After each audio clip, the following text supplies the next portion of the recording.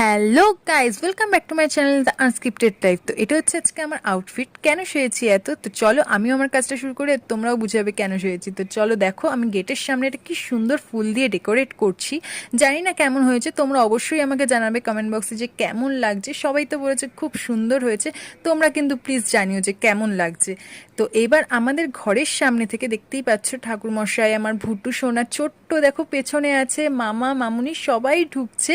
আর প্রত্যেকটা ঘরে ঘরে গিয়ে পুজো দেওয়া হচ্ছে, যাতে ঘর মানুষজন সবাই যাতে ভালোভাবে ঘরের মধ্যে থাকে, কোনো বিপদ যাতে না আসে। তো প্রত্যেকটা ঘরে ঘরে গিয়ে আমাদের এরকম পুজো দিতে হয়।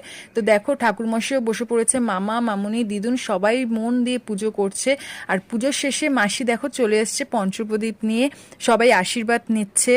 পুজোর পরে এই যজ্ঞের ফোঁটা আমিও নিয়েছি, কিন্তু আমার ক্লিপটা নেওয়া হয়নি। তো তারপরে দেখো এখানে পুজোর শেষে শান্তির জল দিয়ে সব কিছু শান্তি করা হলো। Thank you.